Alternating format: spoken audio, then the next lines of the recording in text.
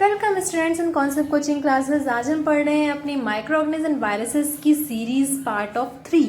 ठीक है, हम इसमें जो स्टार्टिंग किए थे, हमने उसमें स्टार्टिंग किया था कि माइक्रो ऑर्गेनिज्म और वायरसेस क्या होते हैं, बैक्टीरिया एंड वायरसेस में क्या डिफरेंस होता है, माइक्रो ऑर्गेनिज्म की क्या कैरेक्टरिस्टिक्स होती हैं एंड आपके वायरसेस की क्या कैरेक्टरिस्टिक्स होती हैं। फिर हमने देखा था अपना कि ये माइक्रो ऑर्गेनिज्म जो है वो कहाँ कहाँ रहते हैं और कि ये हमारे लिए फ्रेंडली होते हैं या हार्मफुल होते हैं। तो इस तरह से हमें पता चल रहा था कि ये दोनों ही होते हैं, कुछ फ्रेंडली होते हैं तो कुछ हार्मफुल होते हैं। फिर हम लोग उसमें पढ़ रहे थे कि जो फ्रेंडली होते हैं वो किस तरह से फ्रेंडली होते हैं। उसमें हमने पढ़ा था कि हमारा जो फ्रेंडली किस तरह से होते हैं, कर्ड बनाने में, हमारे बेकिंग प्रोडक्ट्स बनाने में, बेकरी प्रोडक्ट्स बनाने में, मेडिसिन्स में और हमारी अल्कोहल बनाने में, और भी चीज़ों को हम आगे कंटिन्यू करेंगे। तो चलिए आज जो हम पढ़ने जा रहे हैं, अभी मेडिसिन्स का ही हमारा एक पार्ट हो गया था, एंटीबायोटिक्स। आज का जो हमारा टॉपिक है वो है वैक्सीन।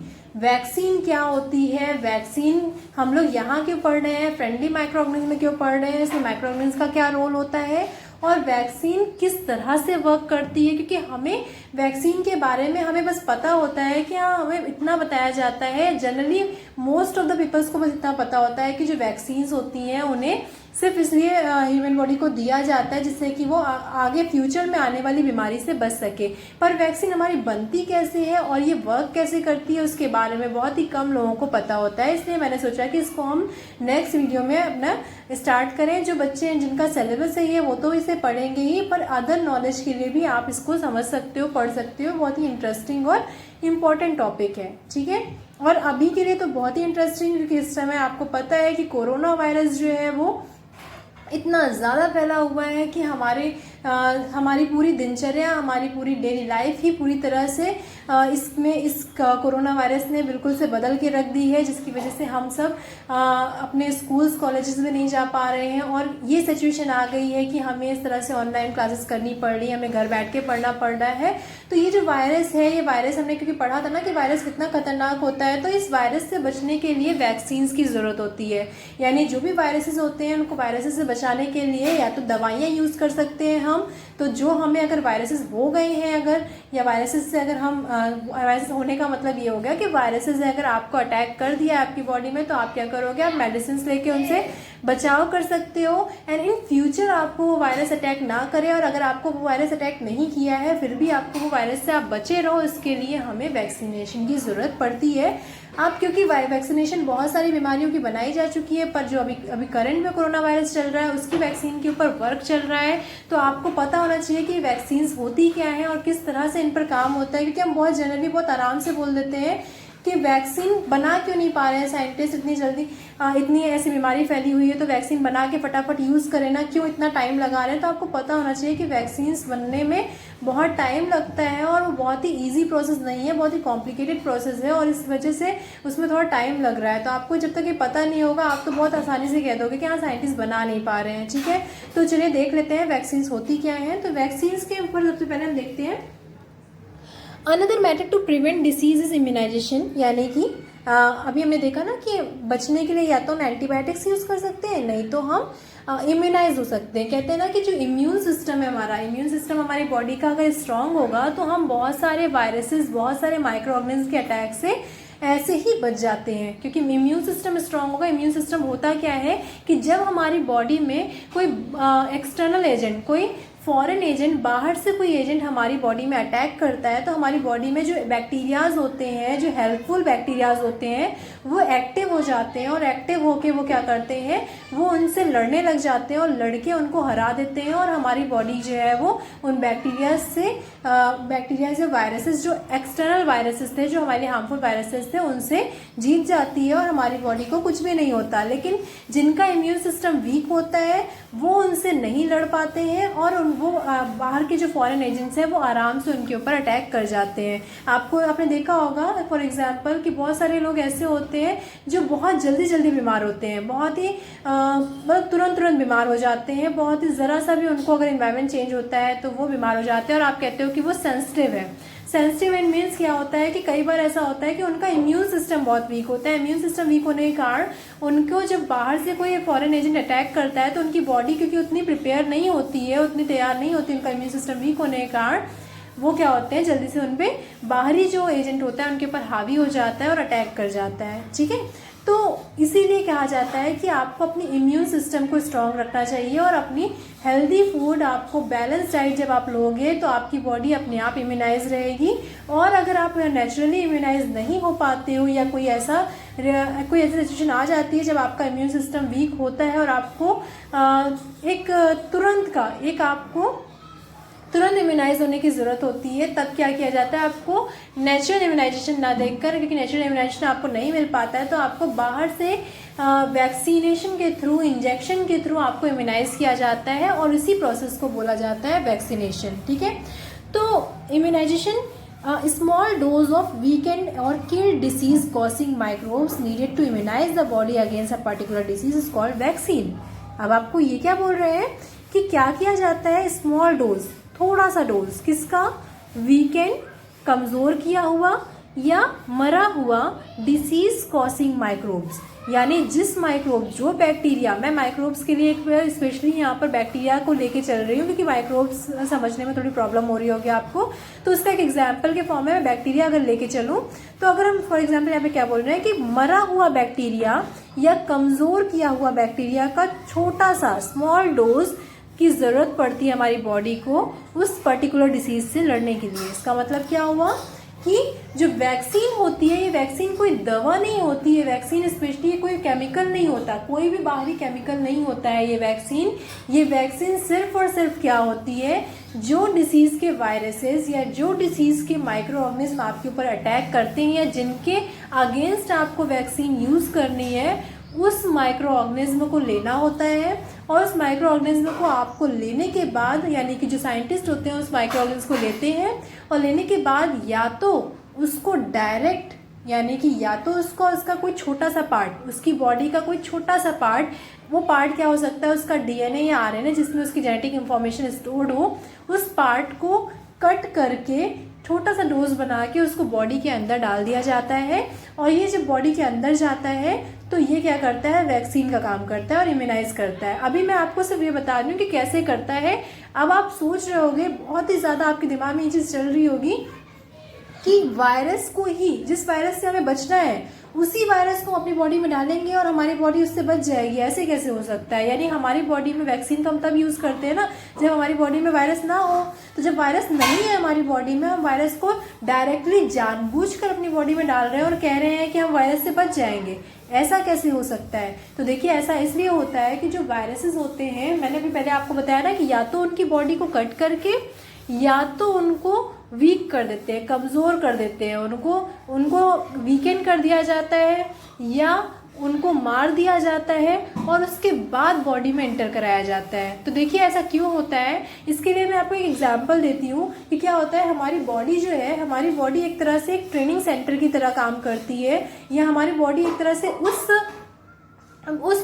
खिलाड़ी, उस प्लेयर की तरह काम करती है। जो प्लेयर जो होता है, आपको पता है ना कि हर प्लेयर को शुरू से ट्रेनिंग दी जाती है। अगर हमें किसी मैच को जीतना है तो हमें शुरू से ट्रेनिंग दी जाती है, शुरू से हमें वो माहौल दिया जाता है, हमें सामने उस तरह से एक रिहर्सल करवाई जाती है जिसमें बाहर से एक एनिमी जो पार्टी होती है वो आती है और वो एनिमी पार्टी बाहर की ना होके आपके ही उसकी होती है, आपके ही फ्रेंडली ग्रुप की होती है और वो आती है और उसके साथ आपको लड़ने के लिए कहा जाता है कि आप उसके साथ खेलो। आप उसके साथ जब दिन पर दिन रिहर्सल करके प्रैक्टिस करते जाते हो, तो दिन पर दिन आप जब प्रैक्टिस करते जाते हो, तब जाके आप जब मेन फील्ड में जाते हो तो वहाँ पर जाने पर आपको डर नहीं लगता, क्योंकि आपके सामने वो आप उससे कई बार गुजर चुके हो और आप जितनी बार उससे खेलते हो उतने ज़्यादा आपकी जो है आपकी जो पावर है वो बढ़ती जाती है। ठीक है, ये एक और एग्जांपल ले लेती हूँ, अगर आपको नहीं क्लियर हुआ तो एक और एग्जांपल लेके आप देख लो कि जैसे कि फॉर एग्जांपल अभी आप पढ़ाई कर रहे हो, तो अभी आप जो पढ़ाई कर रहे हो आपको शुरू से पढ़ाया जाता है कि आपको डायरेक्ट एग्जाम में, अगर आपको डायरेक्ट एग्जाम में बिना पढ़ा हुआ सिलेबस दे दिया जाए तो क्या होगा, आप तो बिल्कुल वहाँ धराशायी हो जाओगे, आप तो कहोगे तो हमें पढ़ा ही नहीं है। बट अगर उसी एग्जाम फियर को आपको टाइम टू टाइम टेस्ट लेते हुए, आपके टीचर्स आपका टेस्ट लेते हैं, आपको टाइम टू टाइम आपको वो जो डर है आपको उससे सामना करते रहते हो, आप टाइम टू टाइम उस डर से सामना करते रहते हो, तो धीरे धीरे आपके अंदर क्या होता है कि एक ताकत आती जाती है उससे लड़ने की, और फिर जब अचानक से वो आपके सामने आता है तो आप आराम से उससे लड़ लेते हो और जीत जाते हो। सेम यही प्रोसेस होती है वैक्सीन में। यानी क्या होता है कि जो वायरस होता है उसी डिसीज़ का वायरस, ठीक है, उसी डिसीज़ के वायरस को वीक कर दिया जाए या मार दिया जाए या उसके बॉडी का कोई छोटा सा पार्ट आपकी बॉडी में डाला जाए। तो जब वो आपकी बॉडी में इंटर करेगा, तो जब वो बॉडी में आपके इंटर करेगा तो उस समय क्या होगा, क्योंकि वो वायरस का बहुत छोटा सा पार्ट है और आपकी बॉडी में तो अभी भी बैक्टीरियाज हैं, हेल्पफुल बैक्टीरियाज आपकी बॉडी में, इम्यून सिस्टम में है। तो जब आप छोटा सा कोई या वीकेंड वायरस आता है तो आपकी बॉडी उसको देखती है और कहती है अरे ये क्या है, ये तो बहुत छोटा सा है, और उससे लड़ती है और लड़ के उसको हरा देती है। उसको हरा देती है तो इसके अंदर क्या होता है, आपकी बॉडी के अंदर पावर आ जाती है, इसका इम्यून सिस्टम स्ट्रांग हो जाता है और देन भी क्या होता है, ये उससे और लड़ने लग जाता है। तो जैसे कि क्या होता है, एक तरह से मैं आपको एक चीज़ और अगर समझाना चाहूँ, अगर मैं इसको और क्लियर करना चाहूँ, तो क्या होता है कि कई बार जब हम किसी चीज़ को होता क्या है कि जब हमारे पास कोई आता है, यानी कि जब हमारे पास, जब हम कोई लड़ाई ही नहीं लड़ेंगे, यानी हम कहीं जाएंगे नहीं, हम गेम ही नहीं खेलेंगे या हम कोई चीज़ नहीं करेंगे, तो उस समय जब अचानक से हमें प्लेग्राउंड में डाल दिया जाए तो क्या होगा, हम तो वीक रहते हैं क्योंकि हमने तो शुरू से ट्रेनिंग की ही नहीं, हमने शुरू से खेला ही नहीं। तो जब हम अचानक से वहाँ पर जाते हैं तो हमारी बॉडी उस तरह से वर्क करती ही नहीं है, हमारी बॉडी काम ही नहीं करती। पर अगर हम शुरू से अपनी बॉडी को क्या करें, अपनी बॉडी को एक्सरसाइज के थ्रू मेंटेन रखें, रोज़ उस गेम को खेलेंगे, तो जब हम उस जगह पर जाते हैं तो अपने आप हमारी बॉडी जो होती है वो तैयार हो जाती है इस वर्क को करने के लिए। तो सेम यही होता है कि जब आपके अंदर वो वायरस की वैक्सीन को डाल दिया जाता है, उस वायरस को वीक करके आपकी बॉडी में डाल दिया जाता है, तो आपकी बॉडी का जो बैक्टीरिया है वो उससे लड़ता है और लड़ने के बाद उसके अंदर एक कॉन्फिडेंस आ जाता है कि हाँ हम इससे अब लड़ सकते हैं, और वो उसके अंदर एक तरह से क्या होता है कि उसका इम्यून सिस्टम स्ट्रांग हो जाता है। तो वो जब दिन पर दिन उससे लड़ाई करता है वो, यानी दिन पर दिन जब उसको पास वो जो वैक्सीन डाली गई, कुछ वैक्सीन जो होती है, कुछ वायरसेस ऐसे होते हैं जो बहुत ज़्यादा मतलब बहुत ज़्यादा हार्मफुल होते हैं या बहुत ज़्यादा पावरफुल होते हैं, तो उनके लिए आपको पता है कि वैक्सीनेशन का डोज भी होता है, कुछ 3 मंथ में, फिर 4 मंथ में, कुछ 2-4 डोज आपको कहा जाता है कि कंटिन्यू आपको लेने पड़ेंगे क्योंकि वो वायरस बहुत पावरफुल है।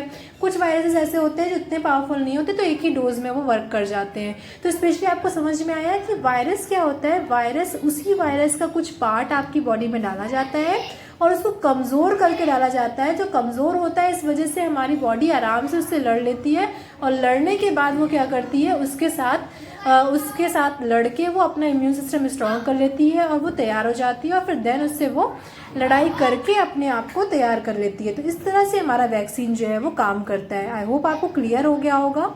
अब ये वैक्सीन कैसे दिया जाता है, तो vaccine practice of injecting a small quantity of weakened और किल डिसीज, यानी जो किल डिसीज कॉसिंग माइक्रोब्स, यानी डिसीज कॉसिंग माइक्रोब्स जो है उसको कमज़ोर करके या मार करके जब उस बॉडी में डाला जाता है किसी एनिमल या ह्यूमन बॉडी में, तो उससे क्या होता है कि वो वैक्सीनेशन प्रोसेस कहलाती है। ठीक है, अब देखिए जनरली होता क्या है, जैसे मैं यहाँ पे आपको एग्जांपल दूँ कि अगर जैसे कि हमारा ये कोरोना वायरस है तो उसकी जो वैक्सीन बनाई जा रही हैं, तो वैक्सीन किस तरह से बनाई जा रही होंगी कि वायरस जो है उसको पहले लिया जाए, यानी उसको ढूंढा जाए, उसको प्रोटेक्ट किया जाए, यानी उस वायरस को लेने के बाद उसको या तो वीक करके हमारी बॉडी में, यानी वैक्सीन के थ्रू बॉडी में इंजेक्ट किया जाए, डायरेक्ट इंजेक्शन के थ्रू, या तो उसे क्या किया जाए, उसका कोई छोटा सा पार्ट लेके उसको इंजेक्ट किया जाए। देखिए ये प्रोसेस वैक्सीनेशन की जो है वो डायरेक्ट नहीं होती, डायरेक्ट किसी भी ह्यूमन बॉडी के ऊपर डायरेक्ट किसी भी एक्सपेरिमेंट को नहीं किया जाता। इसलिए क्या होता है कि इसको जो साइंटिस्ट जब वैक्सीन को बनाते हैं तो पहले किसी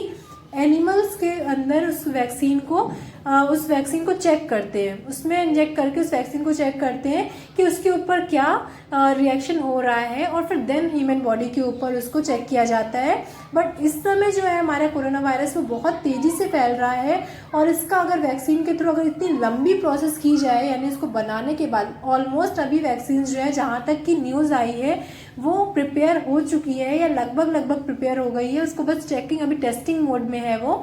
लेकिन अगर अभी उसको टेस्टिंग मोड जो किया जा रहा है वो ह्यूमंस पे किया जा रहा है, और वो हमारी मजबूरी है कि ह्यूमंस पे किया जा रहा है, क्योंकि अगर वो ह्यूमंस पे ना करके अगर उसको एनिमल्स पे किया जाए और देन उसके बाद उसको आगे तैयार किया जाएगा, तब हो सकता है और भी ज़्यादा टाइम लग जाए, और अभी हमारे पास इतना टाइम नहीं है। इस वजह से इसे टेस्टिंग मोड में अभी टेस्ट किया जाएगा। कई बार ऐसी न्यूज़ मैंने भी देखी थी और ऐसी न्यूज़ आई है कि लोग बोल रहे थे कि ह्यूमंस पे ही क्यों टेस्ट किया जा रहा है, इसको डायरेक्ट ह्यूमन पे टेस्ट किया जा रहा है, पहले एनिमल्स पे टेस्ट किया जाना चाहिए, पर हमारे पास अभी इतना टाइम नहीं है, तो टेस्टिंग मोड में चल रहा है। वो मैंने आपको जनरली बात आई तो मैंने बता दिया। तो इस तरह से ये प्रोसेस होती है। ठीक है, तो आपको क्लियर हो गया होगा कि वैक्सीनेशन क्या होता है और किस तरह से ये काम करता है। जो नहीं क्लियर हुआ अभी मैं थोड़ा सा उसको और क्लियर कर दूंगी। चलिए थोड़ा सा और देख लेते हैं। वैक्सीन जो होती है उनको क्या किया जाता है, उनको हमेशा लो टेम्परेचर पे रखा जाता है। अब लो टेम्परेचर पे क्यों रखा जाता है, क्योंकि वैक्सीन कैसे बनी है, किल्ड माइक्रो ऑर्गेनिज्म या वीकेंड माइक्रो ऑर्गेनिज्म से बनी है। तो ये कि वैक्सीन हमारी वैक्सीन में एक तरह से उस महाशय को, जो हमारे वायरस थे या जो बैक्टीरियाज थे जो हमारे पर अटैक कर रहे थे, उनको कमज़ोर कर दिया गया, उनको मार दिया गया। नहीं, आपके दुश्मन को क्या किया गया, आपके दुश्मन को मार के या वीक करके आपके सामने भेजा गया। तो उस समय क्या होगा, वो जीतेगा कि आप जीतोगे, आपके जीतने के चांसेस ज़्यादा बढ़ जाएंगे। तो सेम ऐसे ही होता है कि उसी डिसीज़ के वायरस को कमज़ोर करके आपके सामने लाया जाता है और कहा जाता है कि लड़ो उससे, और जितना ज़्यादा हो सके आप उससे लड़ो, और लड़ के आप क्या करो, अपने आप को उससे तैयार कर लो। ठीक है, तो वही काम यहाँ पे किया जाता है। तो वैक्सीन्स जो कि आपने वीक किया हुआ है उस वायरस को, तो जब आपने उस वायरस को वीक कर रखा है, तो लेकिन अगर आप उसको हाई टेम्परेचर में रखोगे या उसको फेवरेबल टेम्परेचर दे दोगे, तो वो क्या हो जाएगा, फिर से एक्टिव हो जाएगा। और जब फिर से एक्टिव हो जाएगा तो आपका वैक्सीन का वर्क रह ही नहीं जाएगा, और वैक्सीन हो सकता है आपके लिए वो हार्म भी पहुंचा सकती है, आपको नुकसान भी पहुंचा सकती है। क्योंकि आपने सोचा है कि वो वैक्सीन क्या है, वो वैक्सीन तो बहुत अच्छी है, यानी उसमें तो जो वायरस बैठा हुआ है वो तो मरा हुआ बैठा हुआ है। बट आपने क्या किया, उसको लो टेम्परेचर में ना रख के उसको नॉर्मल टेम्परेचर देके उसको फेवरेबल कंडीशन दे दी। और आपको पता है कि अगर माइक्रो ऑर्गेनिज्म को फेवरेबल कंडीशन मिल जाती है तो वो क्या करता है, फिर से ग्रो अप होने लग जाता है। अब आपने क्या सोचा, आपने सोचा कि चलो वैक्सीन तो वैक्सीन है, दवाई तो है ये, मैंने इसको क्या करना है, यूज़ कर लेना है। और वो कहाँ रखी हुई थी, फेवरेबल कंडीशन में रखी हुई थी। अब आप जब उसे यूज़ करोगे तो वो आपको फ़ायदा पहुंचाने की जगह हो सकता है डबल नुकसान पहुंचा दे। आप अपने अंदर जानबूझकर एक वायरस को, जीता जागता वायरस आप इंजेक्ट कर सकते हो। तो इसलिए आपको ध्यान रखना है कि वैक्सीन्स को हमेशा ठंडी जगहों पर, यानी फ्रिज में या ऐसी जगह पर रखने चाहिए। आपको पता होगा पोलियो वैक्सीन जो होती है, पोलियो भी एक तरह का वैक्सीन ही है। हाँ, बस ये है कि वो हमारा इंजेक्ट नहीं किया जाता है, वो ओरल मेडिसिन होती है, उसको ओरल फॉर्म में लिया जाता है। तो वो भी एक तरह की वैक्सीन ही होती है। इसलिए आपने हमेशा देखा होगा जो पोलियो होती है, पोलियो ड्रॉप होती है, तो ये जो पोलियो ड्रॉप्स होती हैं, तो ये पोलियो ड्रॉप्स को इसीलिए हमेशा क्या रखा जाता है, फ्रिजेस में रखा जाता है। फ्रिज में इसको ठंडी जगह पे स्टोर करके रखा जाता है, क्योंकि वो भी एक तरह के पोलियो वायरस जो है उसको वीकेंड करके बनाई जाती है। ठीक है, तो अब आपको क्लियर हो गया होगा। अब जो फर्स्ट वैक्सीन किसने बनाई थी, इसके ऊपर दिमाग किसने लगाया, कैसे ये आइडिया आया, तो ये आइडिया जो फर्स्ट आया था वो एडवर्ड जेनर के दिमाग में आया था। उन्होंने फर्स्ट वैक्सीन बनाई थी स्मॉल पॉक्स के ऊपर। जो चिकन पॉक्स होते हैं, स्मॉल पॉक्स एक बीमारी थी जिसके ऊपर ये बनाई गई। ठीक है, वैक्सीन, और उसमें क्या किया जाता है, वैक्सीन को इंजेक्ट किया जाता है into the body of a person, animal, before the occurrence of disease. और इसको हमेशा बीमारी होने से पहले ही डाल दिया जाता है बॉडी में, जिससे कि फ्यूचर में अगर वो बीमारी हो तो उससे लड़ने की क्षमता हमारी बॉडी में पहले से हो। ठीक है, अब ये जो वायरसेस होते हैं, वैक्सीन्स होती हैं, कई बीमारियों की होती है, जैसे protection against disease like chicken pox, small pox, rabies, polio, diphtheria and hepatitis. ये सब डिसीजेस के जो प्रोटेक्शन के लिए हमें वैक्सीन्स प्रोवाइड कराई जाती हैं, इंजेक्शन प्रोवाइड कराए जाते हैं। आपको पता होगा जो छोटा बच्चा होता है तो हमें वो उस बच्चे के बर्थ के बाद से ही कुछ महीनों या कुछ साल तक उनको टाइम टू टाइम वैक्सीनेशन दी जाती है कुछ बीमारियों की, और वो कंपलसरी होती है, जिससे कि उस बच्चे में फ्यूचर में वो चीज़ें ना हो पाए। इसीलिए इसी तरह से पोलियो हो गया जो कि एक ओरल वैक्सीन है, उसे भी क्या किया जाता है, बच्चों को इसीलिए 5 साल तक दिया जाता है कि इन फ्यूचर उन्हें पोलियो जैसी कोई भी प्रॉब्लम ना हो पाए। ठीक है, तो चलिए देखते हैं वैक्सीनेशन कैसे वर्क करता है। थोड़ा सा और आपको बता देती हूँ, वैसे मैंने आपको बहुत चीज़ें बताई दी हैं, फिर भी थोड़ा सा और अगर आपको थोड़ा सा भी कंफ्यूजन रह गया हो तो आप उसको पढ़ के क्लियर कर लो। तो देखिए होता क्या है, when a disease causing microbes inter our body, हमारी बॉडी में कोई डिसीज कॉजिंग माइक्रोब्स इंटर करता है, हमने वैक्सीन ले रखी है, हमने वैक्सीनेशन करवा रखा है, ठीक है, हमने इंजेक्शन लगवा रखा है, तो अब जब डिसीज कॉजिंग माइक्रोब्स या बैक्टीरिया हमारी बॉडी में जाएगा, इंटर करेगा, तो बॉडी प्रोड्यूस करती है एंटीबॉडी। बॉडी हमारी क्या प्रोड्यूस करती है, एंटीबॉडी प्रोड्यूस करती है टू फाइट द इन्वेडर। उस अटैकर, उस इन्वेडर जो बाहर से उसने अटैक किया, उससे लड़ने के लिए हमारी बॉडी तुरंत क्या करती है, एंटीबॉडी प्रोड्यूस करती है। ये एंटीबॉडी डिस्ट्रॉय करती है उस वीकेंड माइक्रोब्स को, क्योंकि वो वैक्सीन थी उसमें, तो वो वीकेंड माइक्रोब्स को डिस्ट्रॉय करती है and remain in the blood. जब हमारी एंटीबॉडी पहले से बॉडी में थी, क्योंकि बॉडी में तो पहले से थी, जब वैक्सीन हमने अपने बॉडी में इंजेक्ट कराई थी तो उसमें क्या था, वीकेंड माइक्रोब्स था ना, मरा हुआ या कमजोर खिलाड़ी हमारे अंदर आया था ना जब वैक्सीन हमने डाला था। तो उस कमजोर खिलाड़ी को हमारी एंटीबॉडी पहले ही हरा चुकी होती है, और हराने के बाद अब वो एक्टिव हो चुकी होती है। तो एक्टिव होने के बाद अब सोएगी नहीं, यानी हमारी बॉडी में जो एंटीबॉडीज होते हैं वो सो रहे होते हैं, वो आराम कर रहे होते हैं, तब तक आराम कर रहे होते हैं जब तक कि बाहर से कोई अटैक नहीं करता। यानी एक तरह से होता क्या है कि हमारी बॉडी में जो ये एंटीबॉडीज होते हैं, ये हमारी बॉडी की सेनाएं होती हैं, आर्मी होती है, ठीक है। अब जब तक बाहर से कोई अटैक नहीं करेगा, हमारी आर्मी जो है, हमारी आर्मी वैसे सो नहीं रही होती है, लेकिन हमारी बॉडी की ये जो आर्मी है, ये क्या करते हैं, ये आराम कर रहे होते हैं, आराम फरमा रहे होते हैं, क्योंकि बाहर से कोई अटैक कर ही नहीं रहा है, तो ये आराम फरमा रहे होते हैं, ठीक है। तो इनको एक्टिव करने के लिए हम क्या करते हैं, इनको एक नकली माइक्रोब्स इनके अंदर डालते हैं, ठीक है। बॉडी में एक नकली माइक्रोब्स डालते हैं पहले ही, और उसी वायरस का नकली डाल देते हैं, और नकली डाल के क्या करते हैं, उनको कहते हैं कि देखो ये जो आया है वायरस, इससे अटैक करो, और एंटीबॉडी तुरंत जगती है, ये आर्मी जगती है और उससे अटैक करती है। अब क्योंकि ये डिसीज कॉजिंग ऑर्गेनिज्म जो था वो तो वीक था, उसको तो हमने पहले ही कमजोर करके डाला था, तो जब ये इससे अटैक करते हैं तो आराम से उनको हरा देते हैं, और हराने के बाद अब वो एक्टिव हो जाते हैं। तो हराने के बाद जब वो एक्टिव हो जाते हैं तो अब वो दोबारा नहीं सोते, अब वो क्या करते हैं, ब्लड में जाके बैठे रहते हैं, ठीक है। और किस लिए बैठे रहते हैं कि अब अगर फर्दर कोई अटैक होगा तो हम उससे लड़ लेंगे। तो इस तरह से वो तैयार होकर हमारे ब्लड में एंटीबॉडीज जो हैं वो एक बार तैयार हो जाते हैं, तो तैयार होकर बैठे रहते हैं। अब जितने ज़्यादा आपका जो वैक्सीन का डोज आपको मिला, तो उसकी वजह से हमारे जो एंटीबॉडीज हैं वो एक मल्टीप्लाई हो जाते हैं, अपने आप में वो मल्टीप्लाई हो जाते हैं, यानी सेनाओं को अपने बढ़ाते जाते हैं उससे लड़ने के लिए। अब जब सेनाएं हमारी खूब सारी बढ़ गई और बढ़ के वो ब्लड में बैठी हुई हैं, और वो पूरी तरह से स्पेशली उस वायरस के लिए तैयार हो चुकी हैं, यानी स्पेशली बीएसएफ तैयार हो चुका है, या आईटीबीपी तैयार हो चुकी है हमारी बॉडी में, जो स्पेशली तिब्बतन बॉर्डर पर लड़ने के लिए तैयार है। यानी कोरोना वायरस का अगर आपको वैक्सीन डाल दिया जाएगा आपकी बॉडी में, तो जैसे ही वो वायरस क्योंकि वीकेंड पोजीशन में आपकी बॉडी में जाएगा, तो आपकी बॉडी के जितने भी एंटीबॉडीज हैं वो एक्टिव होकर उससे लड़ने लग जाएंगे। अब क्योंकि इस वायरस का छोटा सा पार्ट आया तो उसको हरा देंगे, और अपनी संख्याओं को बढ़ा के वो स्पेशल आर्मी तैयार हो जाएगी हमारी बॉडी की। वो किसके लिए तैयार होगी, वो तैयार रहेगी, हमेशा ब्लड में मौजूद रहेगी। कभी भी कोरोना वायरस आता है तो हम स्पेशली कोरोना वायरस के लिए ही बने हैं, और हम उससे क्या करेंगे, उसको लड़के उसको हरा देंगे। इस तरह से वो बन के ब्लड में तैयार हो जाती है कि एनी फर्दर अटैक अगर होगा तो हम उससे लड़ने के लिए तैयार हैं, ठीक है। इस तरह से अलग अलग जब वायरसेस हमारे एनवायरनमेंट में अटैक करते हैं तो साइंटिस्ट उसकी वैक्सीन्स बना के हमारी बॉडी में इंजेक्ट करवाते हैं, जिससे कि फ्यूचर में अगर वो वायरस हमारी बॉडी में आएगा तो हमारी बॉडी आराम से उससे लड़ने के लिए तैयार है, ठीक है। अब आपको पता है ना, प्रॉब्लम्स जब तक आएंगी नहीं तब तक हम उसका सॉल्यूशन कैसे ढूंढेंगे। जब कोई नई प्रॉब्लम आती है तो हम उसका सॉल्यूशन बना के रख देते हैं कि ठीक है ये सॉल्यूशन हमारे पास बना हुआ रखा है, अब अगर दोबारा ये प्रॉब्लम हमारे पास आएगी तो हमारे पास सॉल्यूशन रखा हुआ है, ठीक है। तो वैसे ही हमारी बॉडी में होता है।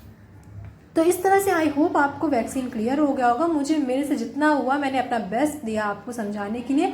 फिर भी अगर आपको लगता है, आपको कोई कन्फ्यूज़न क्रिएट होती है, कुछ क्यूरियोसिटी होती है, तो आप मुझे कमेंट करो और मैं आपको उसमें हेल्प करूँगी, उसको बताने की कोशिश करूँगी, ठीक है। जब तक आप मुझसे क्वेश्चन नहीं पूछोगे, क्योंकि देखिए ऑफलाइन क्लासेस में यही फ़ायदा होता है कि सामने से स्टूडेंट जो है वो क्वेश्चन कर लेता है, जिसकी वजह से हम उसको आंसर्स दे पाते हैं और हम कई सारी चीज़ों को क्लियर कर पाते हैं। पर अभी क्योंकि ये ऑफलाइन क्लास नहीं है, ऑनलाइन क्लास है, मेरे पास सामने कोई नहीं बैठा हुआ है जो मुझसे क्रॉस क्वेश्चन कर सके, इस वजह से मुझसे जितना हुआ मैंने अपना बेस्ट दिया एक्सप्लेन करने के लिए।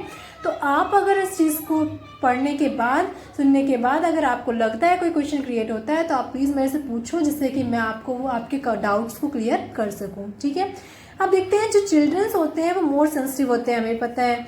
To protect them from any such harmful microbe, इस तरह के माइक्रोब से उनको प्रोटेक्ट करने के लिए हमें क्या करना होता है, अप्रोप्रिएट वैक्सीन्स उनको दी जाती है उनकी सूटेबल एज में, उस एज में ही दे दी जाती है जिससे कि बाद में उनको प्रॉब्लम नहीं हो। और ये जो दी जाती है वैक्सीन्स, ये आजकल सभी हॉस्पिटल्स में अवेलेबल होती है। देखिए, जो कंपल्सरी वैक्सीन है वो कौन कौन सी है, ये आपको जनरल नॉलेज होनी चाहिए, आपको पता होनी चाहिए। Soon after birth, just birth के बाद जो वैक्सीन दी जाती है वो किसकी दी जाती है, स्मॉल पॉक्स और BCG की दी जाती है, ठीक है। 4 to 9 मंथ में दूसरी वैक्सीन दी जाती है DPT की, जिसमें 2 डोजेस दिए जाते हैं। 8 से 12 हफ्ते के बीच में 2 डोजेस दिए जाते हैं 4 to 9 मंथ्स का जब बेबी हो जाता है। उसी टाइम पर पोलियो की भी एक ओरल डोज दी जाती है, 3 डोजेस दी जाती है 4 to 6 वीक्स में, उस समय 4 to 9 मंथ्स में। फिर उसके बाद तो 5 ईयर तक कंटिन्यू बूस्टर डोज चलता रहता है। 1 ईयर पे स्मॉल पॉक्स का रीवैक्सीनेशन होता है, क्योंकि स्मॉल पॉक्स एक बार बर्थ के टाइम पे हुआ, फिर उसको रीवैक्सीन कराया जाता है 1 ईयर में, ठीक है। उसके बाद 3 to 4 ईयर में, यानी आप देख रहे हो कि ये कुछ ज़्यादा हार्मफुल होता है, इस वजह से इसको 3 ईयर्स में कंटिन्यू टाइम टू टाइम पर उनको वैक्सीनेशन करवाया जाता है, जिससे कि आर्मी जो है हमारी बॉडी की वो और ज़्यादा अच्छे से तैयार हो सके। 1.5 से 2 साल के बीच में डीपीटी का बूस्टर डोज दिया जाता है, पोलियो का बूस्टर डोज दिया जाता है। 5 to 6 ईयर में डीपीटी का फिर से बूस्टर डोज दिया जाता है, और टाइफाइड की एक वैक्सीन दी जाती है 5 to 6 ईयर में बच्चे को 2 doses at interval of 1-2 month, और 2 डोज दिए जाते हैं 1 से 2 मंथ के बीच में। तो आई होप आपको ये क्लियर हो गया होगा, वैक्सीनेशन टॉपिक क्लियर हो गया होगा, और आपको ये समझ में आया होगा कि वैक्सीन किस तरह से वर्क करती है।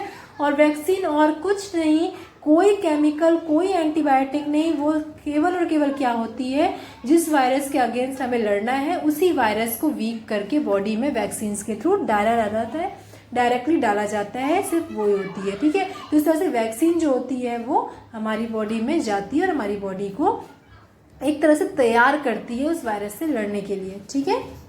चलिए नेक्स्ट 2 और आपके फ्रेंडली माइक्रो ऑर्गेनिज्म वाला पार्ट बचा है, उसे कंप्लीट कर दें, जिससे हम लोग नेक्स्ट वीडियो में अपने हार्मफुल माइक्रो ऑर्गेनिज्म के बारे में बात करेंगे। तो देखिए माइक्रो ऑर्गेनिज्म हमने देखा ना कि मेडिसिन की फील्ड में भी हमारा किस तरह से हेल्प करता है, उसी तरह से माइक्रो ऑर्गेनिज्म जो है हमारी सॉइल की फर्टिलिटी यानी हमारी मिट्टी की गुणवत्ता को बनाने में भी हेल्प करता है। वो कौन सा करता है, जो ब्लू ग्रीन एल्गी होता है, ये भी एक तरह का हमारा क्या, एल्गी भी तो, एल्गाई भी तो हमारा एक तरह का माइक्रो ऑर्गेनिज्म है। ये फिक्स करता है एटमॉस्फेरिक नाइट्रोजन को, जो एटमॉस्फेयर में नाइट्रोजन होती है उसको ये नाइट्रोजन के कंपाउंड में चेंज कर देता है। इस प्रोसेस को नाइट्रोजन फिक्सेशन कहते हैं, जिसके बारे में हम लोग डीप डिस्कशन अपने वीडियो के आगे सीरीज में 4th to 5th सीरीज में लास्ट में हम लोग इसका डिस्कशन करेंगे। मैं आपको बता दे रही हूँ पहले से। यहाँ हम लोग सिर्फ छोटी सी बात कर रहे हैं, सिर्फ माइक्रो ऑर्गेनिज्म की बात कर रहे हैं कि किस तरह से करते हैं। तो जो ब्लू ग्रीन एल्गी होती है ये एटमॉस्फेरिक नाइट्रोजन में N2 के फॉर्म में जो गैस होती है उससे लेता है, और ये उसको लेने के बाद किस में चेंज कर देता है, नाइट्रेट में चेंज कर देता है, नाइट्रोजन कंपाउंड में चेंज कर देता है और सॉइल को देता है। यानी सॉइल डायरेक्ट हमारी, अगर सॉइल को क्या चाहिए होता है, सॉइल को नाइट्रोजन कंपाउंड चाहिए होते हैं, ठीक है। लेकिन सॉइल डायरेक्ट नाइट्रोजन कंपाउंड नहीं लेती। सॉइल लेना चाहे तो हमारे इन्वायरमेंट में 78% नाइट्रोजन है, पर वो डायरेक्ट नहीं लेती है। उसको किस फॉर्म में चाहिए होता है, उसको नाइट्रोजन कंपाउंड के फॉर्म में चाहिए होता है। नाइट्रोजन कंपाउंड बनाने के लिए कौन हेल्पफुल होता है, ये microorganism blue green algae ही क्या करता है। एक और होता है सिम्बायोटिक बैक्टीरिया, ये होते हैं, ये क्या करते हैं, इस काम में हेल्प करते हैं, नाइट्रोजन को नाइट्रोजन कंपाउंड में चेंज करते हैं। देखा कितना हेल्पफुल है। लाइक एल्गी सिम्बायोटिक बैक्टीरिया जो होता है वो रूट के नोड्यूल्स में रहता है। रूट के नोड्यूल्स का मतलब क्या होता है, जो रूट्स में स्वेलिंग पार्ट होता है, फूली हुई रूट्स होती है, उनमें वो मौजूद होता है बैक्टीरिया। और वो क्या करता है, किस रूट में होता है, हर प्लांट के रूट में नहीं होता। लेग्यूमिनस प्लांट का मतलब जो उड़द दाल होती है ना, दाल होती है, तो दालों के प्लांट में उनकी रूट्स में ये होता है। इसीलिए कई बार क्या होता है कि जो खेत कभी कभी खाली जब हो जाते हैं तो वहाँ पर क्या कर दिया जाता है, वहाँ की मिट्टी को फर्टाइल करने के लिए, सॉइल को फर्टाइल करने के लिए वहाँ पर उड़द दाल के प्लांट्स जो है वो डाल दिए जाते हैं। तो जिससे कि वहाँ जब वो प्लांट्स ग्रो करेंगे तो उनमें रूट नोड्यूल्स होंगे तो सिम्बायोटिक बैक्टीरिया आएगा। वहाँ पे सिम्बायोटिक बैक्टीरिया आएगा तो वो नाइट्रोजन को नाइट्रोजन कंपाउंड में चेंज करेगा, तो सॉइल में जाके वो नाइट्रोजन कंपाउंड मिक्स हो जाएगा और सॉइल हमारी फर्टाइल हो जाएगी, ठीक है। तो ये नाइट्रोजन कंपाउंड ये क्या करते हैं, हमारे सिम्बायोटिक बैक्टीरिया ये एटमॉस्फेरिक नाइट्रोजन का एब्जॉर्ब करते हैं और उसको नाइट्रोजन कंपाउंड में कन्वर्ट कर देते हैं, और वो ऐसा एज अ न्यूट्रिएंट हमारी सॉइल के लिए वर्क करता है। और इस तरह से माइक्रो ऑर्गेनिज्म इनरिच करता है हमारी सॉइल को विथ नाइट्रोजन और उसकी फर्टिलिटी को बढ़ाता है, ठीक है। आई होप आपको ये क्लियर हो गया होगा। चलिए नेक्स्ट देखते हैं, नेक्स्ट और लास्ट देखते हैं इसका friendly behaviour. Cleansing the environment, जो हमारा माइक्रो ऑर्गेनिज्म होता है वो एनवायरनमेंट को क्लीन करने में भी हेल्प करता है। किस तरह से, माइक्रो ऑर्गेनिज्म जो होते हैं बहुत सारे ऐसे होते हैं जो डेड ऑर्गेनिक वेस्ट को डिकम्पोज करते हैं। डिकम्पोज करने का मतलब यानी कि आपको पता है ना, खाद बनना, मैन्योर बनना, तो मैन्योर्स बनाने में यानी जो डेड ऑर्गेनिक वेस्ट होता है, जो सड़ी गली सब्जियां होती हैं, जानवर होते हैं, वो जो मरे गले होते हैं वो प्लांट एनिमल्स को डिकम्पोज कर देते हैं ये ऑर्गेनिज्म, और छोटे छोटे पार्ट्स में और हार्मलेस सब्सटेंसेस में तोड़ देते हैं। अब ये सिंपल हार्मलेस सब्सटेंस जो है वो सॉइल में मिक्सअप हो जाते हैं और प्लांट उनको यूज़ कर लेता है as a manure. These microorganisms cleanse the environment and act as a cleansing agent of nature. अब एक तरह से इसने क्या किया, आपको हेल्प भी किया, यानी आपको सॉइल भी प्रोवाइड कर दी, और साथ ही साथ जो डेड माइक्रोऑर्गेनिज्म हमारे इन्वायरमेंट को नुकसान पहुंचा रहा था, इन्वायरमेंट को गंदा कर रहा था, उसको भी इन्होंने साफ कर दिया। तो इसमें एक एनारोबिक बैक्टीरिया होता है, एनारोबिक बैक्टीरिया डिग्रेड करता है एनिमल डंग को, यानी जो गोबर होता है, डंग होता है, उसको डिग्रेड करता है, उसको तोड़ देता है किसमें, बायोगैस में, और उस बायोगैस को यूज़ कर लिया जाता है, आपका खाना वाना बनाने में यूज़ कर लिया जाता है उस बायोगैस को किचन में। और लेफ्ट ओवर जो स्लरी होता है, जो लेफ्ट ओवर खाद होती है, वो एज अ मैन्योर यूज़ हो जाती है। तो इस तरह से हमारे माइक्रोऑर्गेनिज्म इस तरह से हमारी हेल्प करते हैं। तो आई होप आपको ये क्लियर हो गया होगा, और जो भी टॉपिक आपको नहीं क्लियर हुआ आप प्लीज़ मुझे कमेंट करना, मैं आपको क्लियर करने की कोशिश करूँगी। और अब हम नेक्स्ट वीडियो में पढ़ेंगे कि माइक्रोऑर्गेनिज्म हमारे लिए हार्मफुल भी होते हैं, और किस तरह से हार्मफुल होते हैं वो हम लोग अपने नेक्स्ट सीरीज में पढ़ेंगे। चलिए तब तक के लिए thank you for watching this video, goodbye, good luck.